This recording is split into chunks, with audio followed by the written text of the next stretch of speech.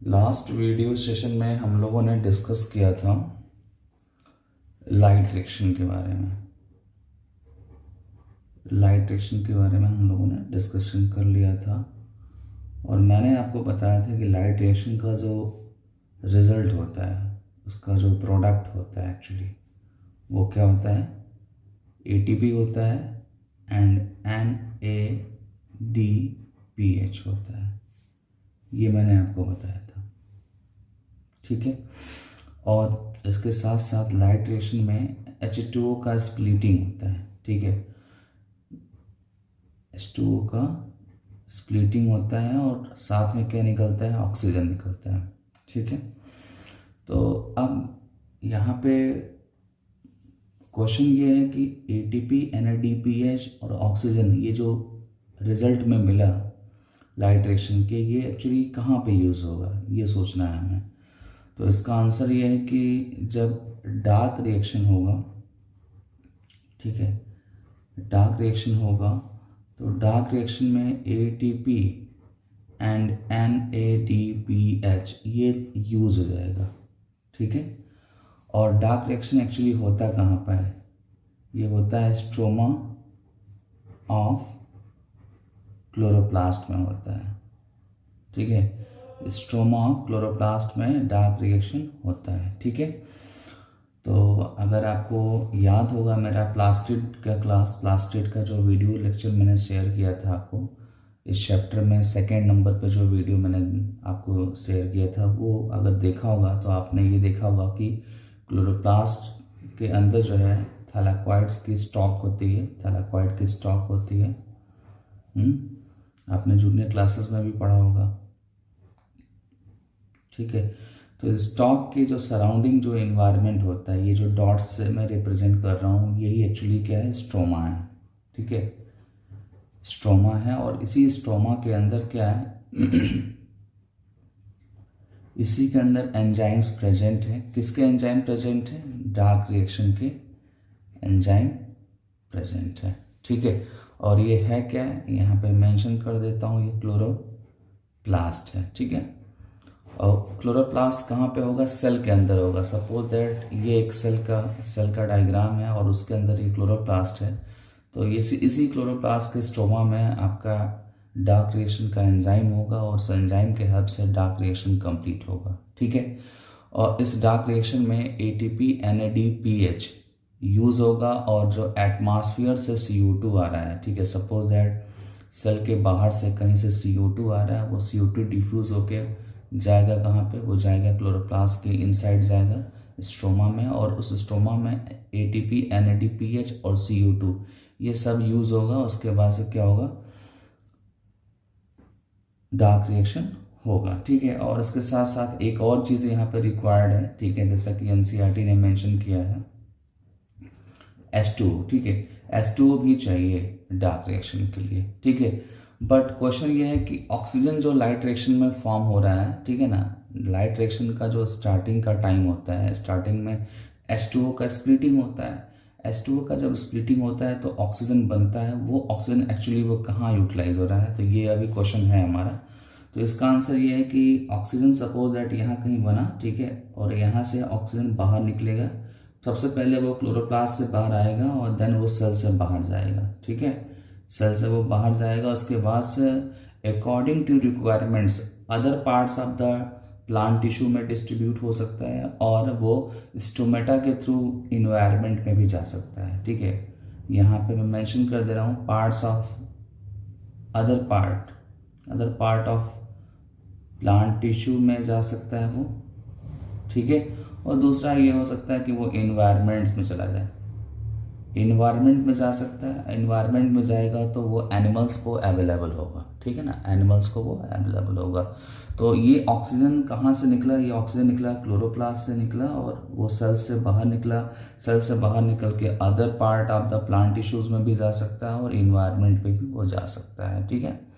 तो ये चीज़ ध्यान देना होगा यहाँ पे कि ATP NADPH और ऑक्सीजन कैसे यूज़ हो रहा है, कहाँ पे जा रहा है, इसका क्या यूटिलिटी है, ये आपको पता होना चाहिए, ठीक है। आज आप स्क्रीन पे देख सकते हैं where are the ATP and NADPH H used, ये आपके एनसीईआरटी का हेडिंग है, ठीक है, और जिसको मैं अभी जस्ट मैंने डिस्कस किया, और यहाँ पे आपके लिए कुछ रनिंग मैटर मेंशन है जो मैं ऑलरेडी आपको समझा चुका हूँ, ठीक है। आप देख सकते हैं, as you know product of light reaction ATP, NADPH and oxygen, ठीक है। अभी जस्ट मैंने बताया आपको, ऑक्सीजन जो है वो होगा diffuse out from the chloroplast and finally वो सेल से बाहर जाएगा, वो इन्वायरमेंट में भी जा सकता है और other part of the plant tissue में भी जा सकता है, जैसा कि मैंने अभी डिस्कस किया यहाँ पे, ठीक है ना। यहाँ पे मैंने डिस्कस करके आपको बताया था कि ये जो ऑक्सीजन है ये other part of the plant tissue भी जा सकता है और इन्वायरमेंट भी जा सकता है, ठीक है ना। देन सेकेंड जो पॉइंट यहाँ पे मेंशन है, ATP and NADPH use in stoma of chloroplast, ठीक है, मतलब जो क्लोरोप्लास्ट का स्टोमा है वहाँ यूज होगा और वहाँ पे एक्चुअली क्या करेगा, सिंथेसिस ऑफ फूड करेगा, ठीक है। सिंथेसिस ऑफ फूड मतलब कि वहाँ पे फूड मटेरियल के सिंथेसिस में ये हेल्प करेगा। आपको आने वाले लेक्चर्स में मैं बताऊंगा कि कैसे जो है डार्क रिएक्शन जो है में सिंथेसिस ऑफ फूड होता है, ये मैं आपको डिटेल बताऊंगा। फिलहाल यहाँ पे मैंने आपको क्या बताया था, यहाँ बताया था कि स्टोमा के अंदर जो डार्क रिएक्शन होता है उस डार्क रिएक्शन में ATP और NADPH का यूज़ होता है, और डार्क रिएक्शन का, ठीक है, यहाँ पे मैं मेंशन कर दे रहा हूँ, डार्क रिएक्शन का जो लास्ट प्रोडक्ट होता है वो होता है कार्बोहाइड्रेट, जिसको मैं आगे डिस्कस करूँगा, ठीक है। जब डार्क रिएक्शन बताऊँगा तो वहाँ पे C3 C4 साइकिल मिलेगा और उसका जो साइकिल का रिजल्टेंट होगा वो होगा कार्बोहाइड्रेट, ठीक है। देन नेक्स्ट पॉइंट हम डिस्कस करने जा रहे हैं, this process does not directly depends on the presence of light but is dependent on the product of the light reaction ATP NADPH beside CO2 and H2O, ठीक है। यहाँ पे ये बताया है ऑथर ने कि जब लाइट रिएक्शन के बाद, ठीक है, लाइट रिएक्शन के बाद जो भी ATP और NADPH फॉर्म हो रहा है, ठीक है ना, फॉर्म हो रहा है, तो ये जो ATP NADPH है ये डार्क रिएक्शन में यूज होता है, ये डार्क रिएक्शन में यूज होता है। मैं आपको बता दूं क्लियरली यहाँ पे कि जो लाइट रिएक्शन है उस लाइट रिएक्शन के लिए सनलाइट की रिक्वायरमेंट है, ठीक है ना, और यहाँ जो डार्क रिएक्शन हो रहा है उस डार्क रिएक्शन की रिक्वायरमेंट क्या है, ATP एंड NADPH।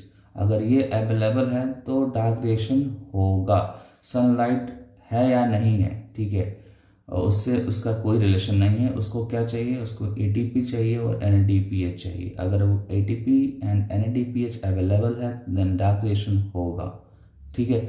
बहुत सारे स्टूडेंट्स को ये पता होता है कि फोटोसिंथेसिस होता है तो उसके जितने भी रिएक्शंस होते हैं वो सनलाइट के प्रेजेंस में होते हैं, तो ऐसा नहीं है।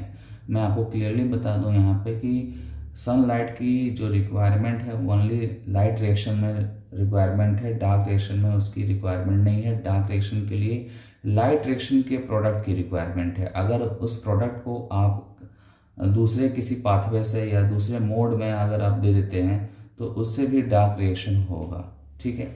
यही चीज़ यहाँ पे मैंने मेंशन कर रखा है, this process does not directly depend on the presence of light but it is dependent on the product of light reaction ATP NADPH beside CO2 and H2O, ठीक है। CO2 H2O के अलावा ATP और NADPH यहाँ पे required है। इस चीज को थोड़ा सा और हम डिस्कस करते हैं, इस चीज को थोड़ा और हम एक्सप्लेन करते हैं। सपोज दैट लाइट रिएक्शन हो रहा है और लाइट रिएक्शन में सनलाइट की रिक्वायरमेंट है, ठीक है, सनलाइट प्रेजेंट है तो एक्सेस अमाउंट में, ठीक है ना, एक्सेस अमाउंट में ATP एंड NADPH का फॉर्मेशन हो गया, ठीक है। और आफ्टर फ्यू टाइम्स, ठीक है, आफ्टर फ्यू टाइम्स जो है लाइक आवर्स में ले लो आप, 3-4 आवर्स के बाद जो है या 8 आवर्स के बाद सनलाइट आपने प्रोवाइड नहीं किया उस प्लांट को, ठीक है, सनलाइट मैंने क्रॉस कर दिया, इसका मतलब उसको सनलाइट नहीं मिल रहा है, तो क्या होगा, सनलाइट के एब्सेंस में होगा क्या कि जो भी अवेलेबल एटीपी होगा, जो भी अवेलेबल एटीपी जो पहले से बना हुआ है एटीपी और एनएडीपीएच है, वो एनएडीपीएच और एटीपी जो है वो यूटिलाइज होगा। और जब तक ये फिनिश ना हो जाए, जब तक एटीपी फिनिश ना हो जाए, तब तक डार्क रिएक्शन होता रहेगा, ठीक है ना, डार्क रिएक्शन होता रहेगा, ठीक है। एक बार फिर से मैं बता दूं कि जब हम सनलाइट के एब्सेंस में डिस्कशन करते हैं तो उस समय क्या होता है कि जो भी प्रीवियस जो आपका एटीपी और एनएडीपीएच जो पहले से फॉर्म हुआ है वो जो है डार्क रिएक्शन में यूटिलाइज होगा, और जैसे ही ये फिनिश हो जाएगा डार्क रिएक्शन भी स्टॉप हो जाएगा, ठीक है ना। एनसीईआरटी में इसी चीज को थोड़ा सा हम देखते हैं। एनसीईआरटी ने क्या बताया है कि it is simple, immediately after light becomes unavailable the biosynthetic process continue for some times, ठीक है। अगर लाइट अवेलेबल नहीं है तो कुछ देर के लिए, ठीक है, डार्क रिएक्शन होगा, अदरवाइज क्या हो जाएगा, वो स्टॉप हो जाएगा, एंड देन स्टॉप, ठीक है। If then light is made available, अगर आप फिर से लाइट को अवेलेबल करा देते हैं सनलाइट को, तो अगेन क्या हो जाएगा, डार्क रिएक्शन स्टार्ट हो जाएगा, ठीक है। तो ये चीज़ आपको एनसीईआरटी में मिलेगी, जिसको मैंने अभी थोड़ी देर पहले समझाया था यहाँ पे, ठीक है। जो यहाँ पे मैंने आपको बताया था कि लाइट रिएक्शन अगर कुछ देर के बाद अगर आप उसको प्रोवाइड नहीं कर रहे हैं तो जो भी बचा हुआ, ठीक है, जो भी रिमेनिंग एटीपी एनएडीएच जो है ये फर्दर यूटिलाइज होगा डार्क रिएक्शन में, और कुछ टाइम के बाद जो है डार्क रिएक्शन स्टॉप हो जाएगा, और अगर आप अगेन सनलाइट प्रोवाइड करते हैं तो डार्क रिएक्शन फिर से स्टार्ट हो जाएगा, ठीक है।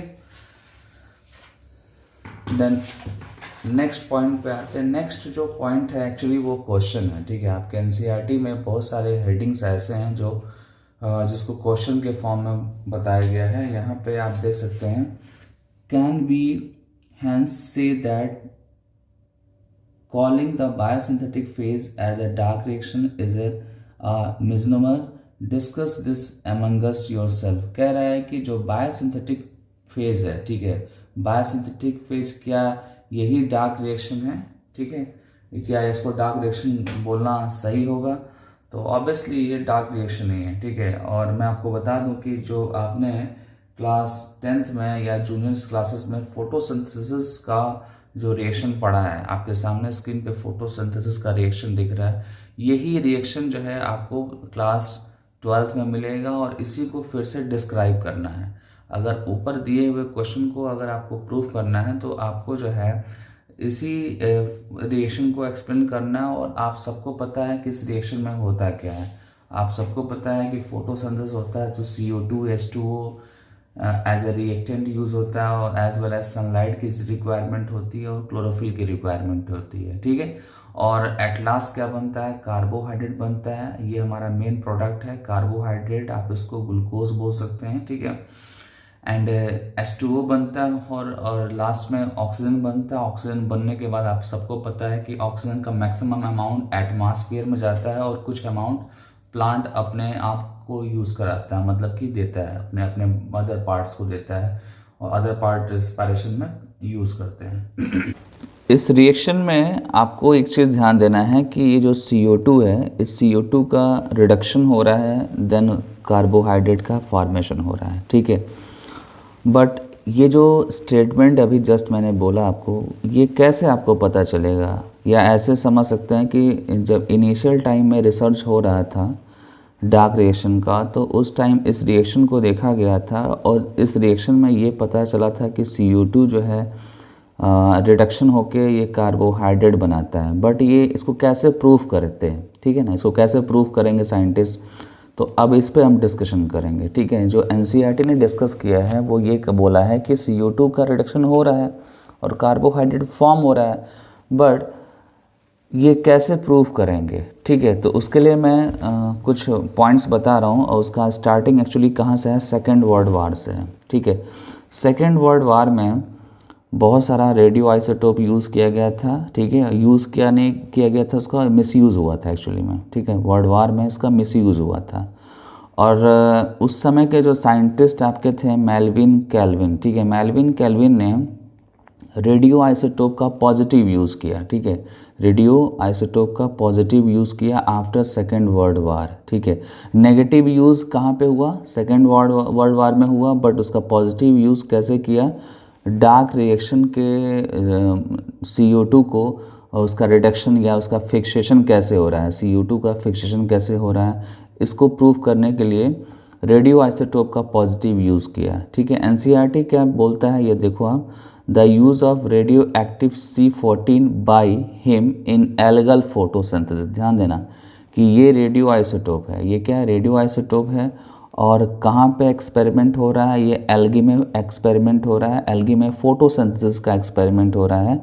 और उसमें हमको ये फाइंड आउट करना है कि जो CO2 है, इसी CO2 का फिक्सेशन होता है, दैट मीन्स इसका रिडक्शन होता है, और रिडक्शन होने के बाद जो नेक्स्ट प्रोडक्ट बनता है वो 3 कार्बन कंटेनिंग ऑर्गेनिक एसिड होता है, 3 कार्बन कंटेनिंग ऑर्गेनिक एसिड। और ये जो ऑर्गेनिक एसिड 3 कार्बन वाला है, ये एक्चुअली क्या होता है, ये एक्चुअली होता है 3 फॉस्फोग्लिसरिक एसिड। ये क्या होता है, 3 फॉस्फोग्लिसरिक एसिड, जिसका शॉर्ट फॉर्म PGA है। क्या है, PGA है, ठीक है।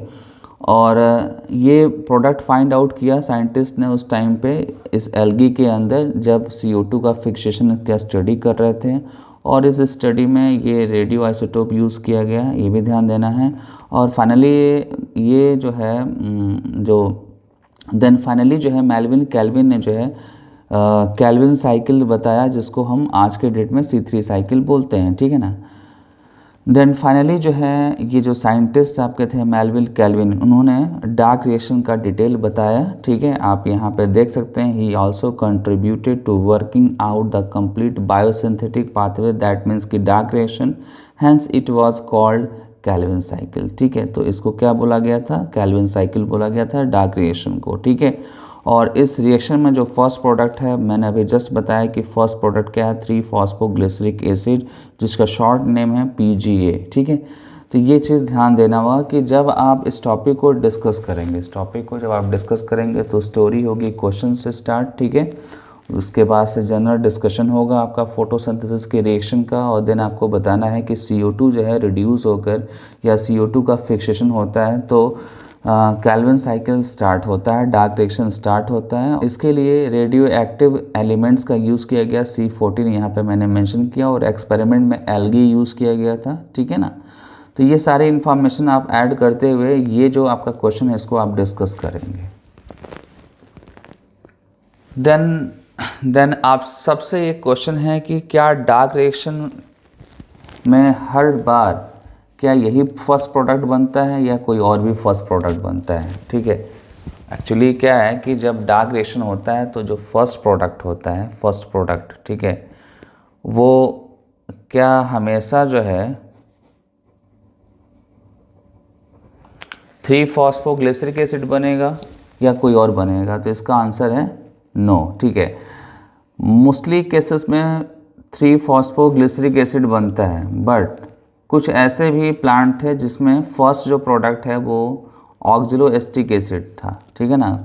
कुछ ऐसे प्लांट थे जिसमें फर्स्ट प्रोडक्ट क्या था, ऑक्जेलोएस्टिक एसिड था, ठीक है। इसका मतलब है कि जब डार्क रिएक्शन होगा तो ये भी बन सकता है और ये भी बन सकता है। कुछ प्लांट्स में ये बनता है, नॉर्मली अगर आप डिस्कस करें तो 3 फॉस्फोग्लिसरिक एसिड कुछ प्लांट्स में बनता है as a first product, but कुछ ऐसे भी प्लांट्स हैं जहाँ पे फर्स्ट प्रोडक्ट जो होता है वो ऑक्जेलोएस्टिक एसिड होता है, फर्स्ट प्रोडक्ट ऑक्जेलोएस्टिक एसिड होता है, ठीक है। तो ये चीज़ आपको ध्यान देना होगा, ठीक है।